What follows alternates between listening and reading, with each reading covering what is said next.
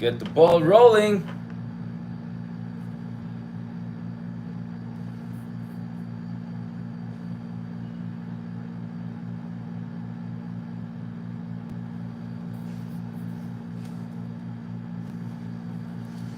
Ayan na, ayan na. Kamusta kayo dyan? Good Monday, good new week sa inyong lahat, mga ka-logoistan. Yan, ka-logoland. May bagong logo na naman over the weekend. Mga kaidarian, mga ka-spacers, YouTubers. Pag-usapan natin yan because to begin with, parang wait lang. Medyo familiar tong logo na to. Parang nakita ko rin yung ganitong...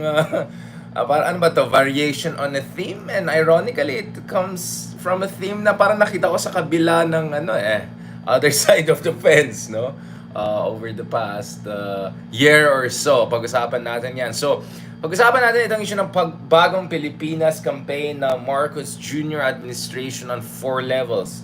Unang tanong, kailangan pa ba yan? Kailangan ba i-memorize yan? So pag-usapan natin yung changes coming ni Tatay Digong. Kamusta naman mga ka-DDS dyan? Kamusta mga kabanat bay dyan? Yan. Number 2, pag-usapan natin, parang original ba yan? Katulad na kita dun dyan sa screen. I'm not sure how original looking that logo is. It seems very, very familiar. I'm not saying na it's I'm just saying. Pangatlo, logo pa more! Nakita natin ang TESDA, may announcement ng TESDA. Ayan, nakinig na sa ating advice, di ba? Magpa-contest na lang kayo at yung pala 10,000 yung premyo. Grabe naman yung response ng iba. Sabi lang to, chipang, 10,000 lang.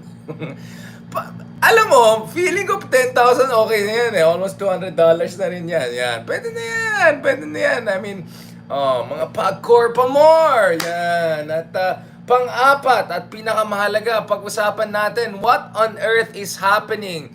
Why the explosion? The volcanic explosion of logo to the left, logo to the right. Yan, yan. Achievements ba more? Yan. Pag-usapan natin lahat yan. So on 4 levels. Let's analyze this, mga kaidarians, ka-spacers, mga ka-logoistan. Yan. Sali na tayo sa mga istans dyan. Okay, number 1. Ayan na, yung mga ka-DDS dyan. Makinig kayo dyan. Nagparinig ako nung last week sa mga ka-DDS. Tanong ko, yung mga galit na galit dun sa $1 million logo or yung mga 3 million logo or whatever. Ayan, kamusta mga Caldero dyan? ASEAN Caldero, kamusta naman dyan ang Dolomite Beach? May pang Dolomite Beach yata tong Bagong Pilipinas. Habang nakaiga ka dyan sa Dolomite, nakaganyan yung sun, Bagong Pilipinas. Kamusta naman yung mga basura dyan sa Dolomites? Kamusta naman dyan ang panahon? Masarap ba mag-swimming sa Dolomites? Good for mental health daw. Good for mental health. Check natin ulit ang Dolomite Beach soon, especially after Bagyo. Tingnan natin gaano ka very sustainable, very environmentally friendly, very ecologically balanced. Mga ka-Dolomite, mga ka-logoistan. Yan. Una-una, pag-usapan natin yan. Bakit ba tayo... Ay, wait lang. Let's be fair naman. Let's discuss naman ano yung sinabi ng ating mahal na gobyerno. Ating very competent, very world-class. Very world-class. Ito. Nasaan na? Mga mga ka-logo. Legolands. Barbie. Mga ka-Barbie. Ayan. Wait lang. Ito. Pag-usapan natin itong... Yan. Nasaan na? Ayan. Bakit hindi siya lumalabas? Okay, ito. Talagang pinaghirapan to, guys. Guys, pinaghirapan to. Please, guys, let's be supportive. Naghirap naman yung government natin dyan. Yan! Boom! Yeah! Pinaghirapan yan. Yan, sa Official Gazette of the Philippines, ang kalagay ay Memorandum Circular numero 24 in the year 2023, signed on 3rd of July. Yan, launching the Bagong Pilipinas campaign as the administration's brand of governance and leadership. Pasok dyan, Andrew E. Nasaan na may Andrew E? Pasok natin yan, baka mano tayo dyan. Let's go! That's it! Woo! Let's go, Andrew E! Salita! Oh, baka makopyright tayo dyan. Andrew E in the house. Bagong Pilipinas. Bagong mukha. Yan. Ay, mga kakonyo dyan. Mga konyo magsalita. Let's go. Let's do this. Okay. Ayan, pinaghirapan. Pinaghirapan. Napakahirap. Talagang, puyat na puyat yung mga natin dyan. Mga nasa gobyerno dyan. Whereas Executive Order Number 14 approved and adopted the Philippine Development Plan, wow, next level, which seeks to steer the economy back to a high-growth path towards building an environment that provides equal opportunities to all Filipinos and equipping them with the skills to participate fully in an innovative and globally competitive economy. Wow!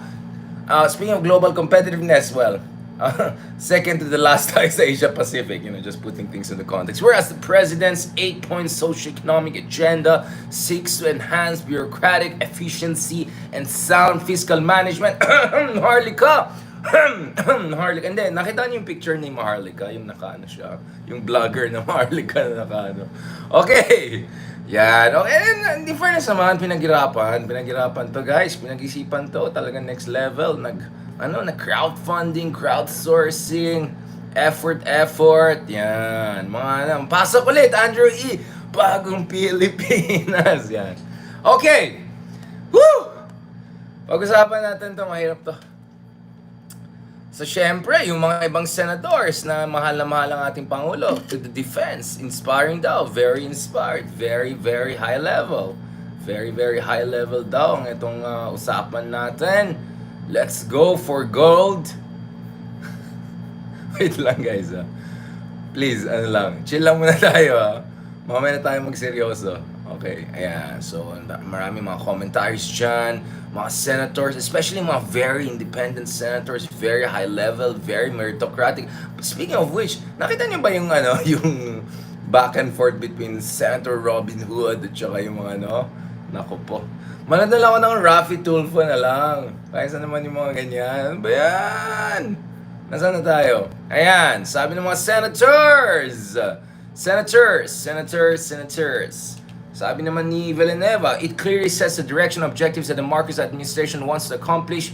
We are one with the President, ensuring that the government puts the welfare and interests of Filipinos first through good governance. It is a strong reminder for every public servant that, again, public office is a public trust. Boom. She's Oscadero fashionista. Sabi ni fashionista, inspiring at it quote signals a new beginning. Wait. Okay. Woo! Okay, wait lang. Stop lang tayo dyan, Stop lang tayo dyan. Una-una, mamaya na tayo punta dun sa mga kritisismo, gano'n. Ako na lang. Speaking of new beginning, ayan kay fashionista Cheese Escudero. Pag-usapan natin yan. Wait lang. Bakit ba natin kailangan to? Naalala niyo ba, mga kahaydarian? Di ba, si Tatay Digong mismo, siya daw yung change is coming. Tapos, change is here. Ayan pala Lalo-lalo na yung mga dyan, yung mga very independent na legislator dyan na malatatay digong back in the day. Nasaan na kayo dyan? Diba? Change is here. Meron na tayong change. Diba? Unit team. Dude, Paratol. Yung mga konyang analyst. Dude, Paratol. Diba change is here, bro? Diba? Change is already here, bro. Speaking of changes already here, bro, ito nga sinabi nung dating administrasyon na fulfill na daw yung ating minamahal na pinakamagaling na Pangulo, si Digong, yung slogan na change is coming. Now, of course, we have to have a discussion about whether it's a good change, but nevertheless, mukhang may bago naman May pagbabago naman nangyari kay Tatay Digong. So, bakit pa natin kailangan ng bagong-bago? Napakadaming bago, purong bago na lang. Kailan na tayo Kailan na tayo mag-focus dun sa mga ginawa natin, purong bago-bago. So, my first question is, bakit kailangan natin ng Bagong Pilipinas? Unit team at diba ginawa naman ng pagbabago ng dating administrasyon. So, I don't know what's going on here. Is there something I don't know about? Is there something? Yan. Mga ka-DDS, ano naman ang feelings niyo dyan? Akala ko change is here na. Bakit pa kailangan ng isa pang change? Pagbabago. Pasok, Andrew E. Bagong Pilipinas. Yan. Number 1, isa problema natin. Pangalawa, katulad na nakita nyo, wait lang. Parang yung logo ay medyo similar doon sa logo ng Angat Buhay, di ba? Tingnan mo yung logo ng Angat Buhay. Tingnan mo yung logo ng Bagong Pilipinas. Well, someone said, imitation is the greatest form of flattery. Well, I don't know about that, but medyo familiar, medyo similar. Pero in fairness naman sa ating mahal na gobyerno, sabi naman nila, wala silang ginastos dito sa bagong logo na In fairness naman, pag kinumpara mo dun sa Pagcor na logo, parang mas komplikado ito, di ba? Pero bakit yung isa, ito bakit yung isa, 3 million ginastos, ito libre. O sabi niya, no public funds used, so private funds ang ginamit, or libre. Ay, yun nga Ano ba nangyari dito? What's going on? Ito, sabi nila, no public funds used for Bagong Pilipinas. No public funds daw. Kung no public funds, ba't tayo gumastos dun sa'yo? Mas mahirap pa nga ito. Labas natin yung logo ng kabila. Ayan tayo Ayan tayo.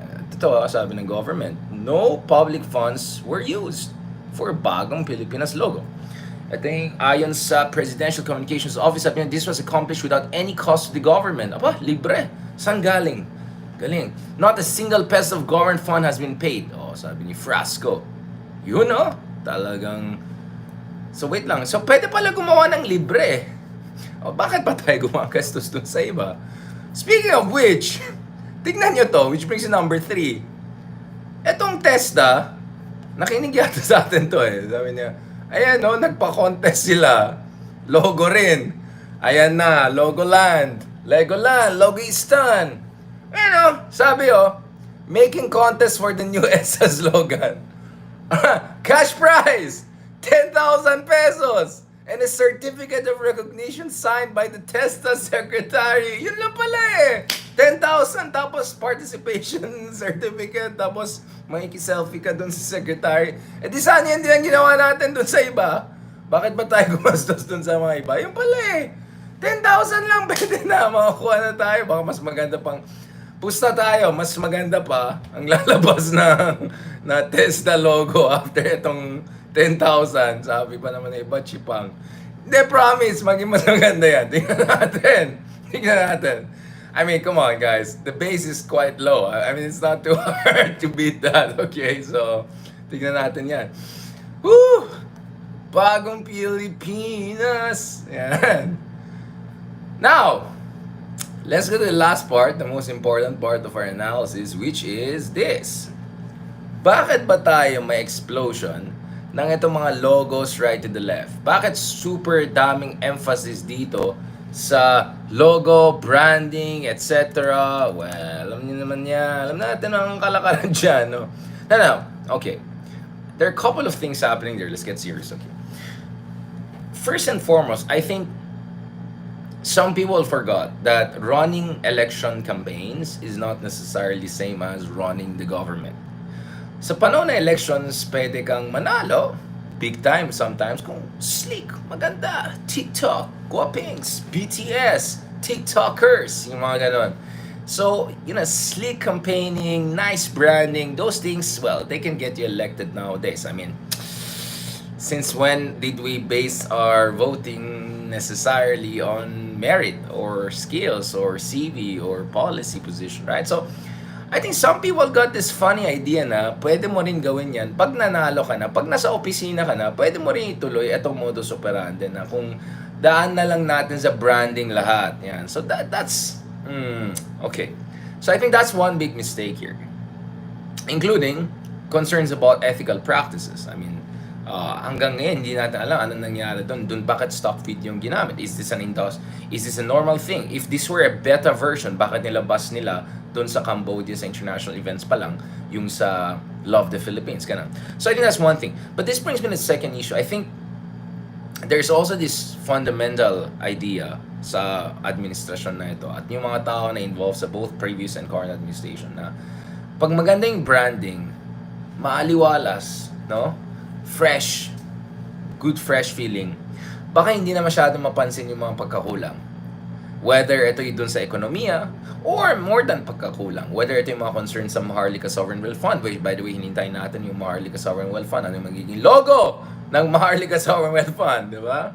Pusa tayo, yung test ang maging pinakamaganda, yung 10,000, alright? Pachipang-chipang tayo para magandang labas niyan. And I think this brings us to etong pinaka-fundamental problem sa atin ngayon. Ang meron tayo sa Pilipinas ngayon ay tinatawag na performative populism. I've written about this before pa. Every time everyone asks me about bakit si Digong napakataas yung approval ratings, etc. I said, well, first of all, there's an aspect of fear. Obviously, ang daming EJK, ang daming ano. But there's definitely also the aspect of people na, malakas si Presidente. Bakit malakas? Kasi nakita ko sa video na ganito na ganyan. Bakit magaling si kasi nakita ko sa TikTok na ganito. Bakit malakas si ganyan? Kasi nakita ko itong influence. This is the worrying thing sa politika natin nowadays. And this is unfortunately, or fortunately, depending on how you want to look at it, it's not unique to the Philippines. We see this in the US. Mga ka-Trumpers dyan. Kamusta kayo dyan? Yan. Maraming mga ganyan all around the world. Ka-Bolsonaros, let's just call them WhatsApp analysis or TikTok history, whatever you want to call it. Ito kasi nagiging problema natin, no? Masyadong madali ma-impress ang tao sa performative politics. So, na-explain po natin yan few years ago, noong 2020. Ito yung article natin.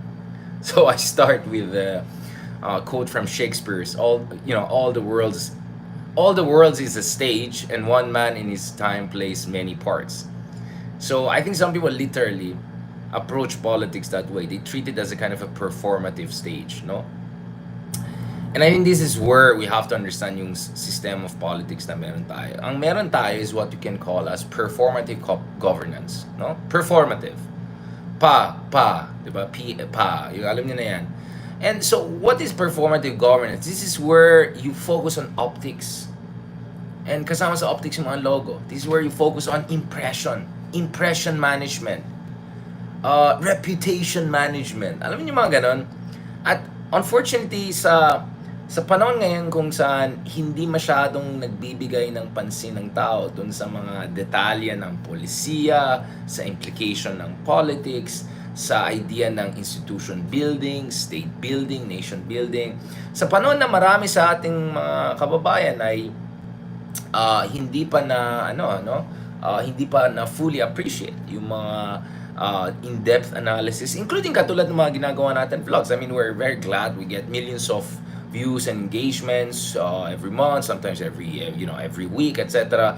But to be honest, I feel kulang pa rin yan, super kulang pa rin yan. I think we have to do 10 times, 100 times, 1,000 times more what we're doing here. Tayo pa lang, no? And I think I'm looking forward to other folks also doing what we're doing to get a kind of a grip, no, on public discourse. Kasi unfortunately talaga, ganun yung level of analysis ngayon. Pagkausapin mo si ganito, bakit ayaw mo si Lenny? Ay, kasi mahina siya. Like, okay, wait lang. So, saan mo nakuha yung idea ng mahina? Ay, hindi, kasi gusto ko yung parang Tatay Digong kasi malakas siya. Okay, wait lang. Saan mo kinuha yung idea ng malakas? So, ito yung idea ng KPI. Idea ng, alam mo yung performance indicators. Yung mga ganon, hindi pa na-appreciate sa atin. Kasi dapat objective tayo. Hindi pwedeng hanggang papogi pa lang at na-impress tayo. Or hanggang impression pa lang at hindi na tayo impressed. We have to look at actual performance. Economic management. Dapat maintindihan ng tao gaano kahirap mag-manage ng ekonomiya. What does it mean to have 6-7% inflation rate in the era of potential stagflation? What does it mean to, for instance, have EDCA? Is this good? Is this bad? And so maraming mga bagay dyan na, or how to fight corruption. Is this a moral issue? Because I think it's more than moral issue. It's an institutional issue. Hindi tayo more corrupt because di tayo kasing moral ng mga puti or mga Western guys. No, it's not a question of morality. It's a question of institution building, because when you have strong institutions, you create strong incentives for good performance, good behavior, and inadvertently, of course, you improve also the general moral character of society. But yung mga ganun idea, hindi na-appreciate. Hindi na-appreciate, for instance, yung mga transparency and accountability. Marami dyan na dinidismiss yung katulad ni Lenny na in terms of her accountability performance. No? I mean, tingnan mo yung COA report. How many times she topped the accountability and transparency? Do people appreciate that? Do people understand and appreciate that having accountable government also means having funds for good projects? Having funds for good projects means long-term development of the country. Na-appreciate ba natin yan? Or na-appreciate ba natin, for instance, yung projects of socialized housings, whether it's by Vic Soto, Vico Soto, right, sorry, or by Isko Moreno, for instance. These people, these mayors have been focusing on socialist housing. Na-appreciate ba natin yung mga issue na yan? Gaano ka mahalagang having socio-economic rights to having a stable, thriving, mature democracy? So, malayo tayo dun sa level na kailangan natin pagdating sa having a fully mature democracy. And let me be absolutely clear about this. This is not to say that this problem is with one socioeconomic class or the other. No. Marami kang kausapin na mayayaman dito sa Pilipinas or mga graduates ng supposedly elite school. Pero pag-iisip nila parang malatatay. Ay, kailangan linisin yan. Kaya kailangan ng drug war na ganyan, di ba? Or hindi, doon na tayo sa China kasi yun na yung next superpower. You hear those kinds of ideas, not from, you hear it from people that are supposedly graduates of good schools or people who come from very well-off backgrounds. So, it's not a class issue. It's a mindset issue. At yun yung problema ko dun sa mga opposition supporters who are saying, oh, ito yung problema, ganito kasi yung voters. Well, that's a very, very snobbish, condescending stance, especially when I have doubts about whether many people in the opposition are themselves very informed about politics, modern politics, hindi lang yung mga echo chamber nonsense or mga cartoons, mga ganyan. No. So, we have a generalist problem in terms of proper, objective, evidence-based analysis. Not perfectly objective, but as much as possible, evidence-based analysis. Yun po yung kulang sa atin.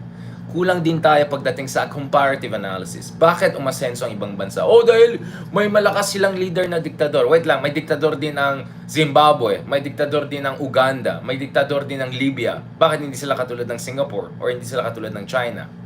Or why China, under Mao Zedong, napakahirap na bansa, diktador, pero sa ilalim ni, let's say, Deng Xiaoping, diktador rin, more progressive. Yan papasok yung trade policy, industrial policy, etc. Institution building, state building, yan. Hindi nagigets ng tao yan eh. Tinitignan lang yung shallow surface, they think that's the explanation for everything, no? So this is what we're trying to do in our vlogs, no? Ang ginagawa po natin dito is isang masinsinan na pagsusuri sa mga bagay-bagay. Within limits of for 25, 30 minutes or sometimes 1 hour. But I really hope mga Kahidarians, no, I hope what we are doing fundamentally is instilling critical thinking. At ang critical thinking po is not to criticize for the sake of criticism. That is why sometimes if someone deserves to be given credit, even if I didn't vote for the person, I don't like that person, I'll give credit. I gave credit to Duterte on the Bangsamoro issue. I'll give credit to Marcos on correcting Duterte's mistakes on foreign policy. But at the same time, hindi rin dapat tayo maging, you know what I'm saying, madadala lang tayo sa logo, sa branding, sa PR lang. We have to look at the KPI. We have to look at the performance indicators. We have to look at institution building. Ano bang ginagawa natin sa issue ng corruption? Ano bang ginagawa natin sa issue ng accountability? Ano bang plano talaga ng gobyerno over the next 3 to 5 years to build manufacturing, to build semiconductor industry in the Philippines? Those complicated issues. Unfortunately, we will not be able to have that level of public discourse kung hanggang performance, logo, branding, TikTok, hanggang dyan na lang tayo. At yun po yung ating malaking problema ngayon. And that's why we have to fight against that.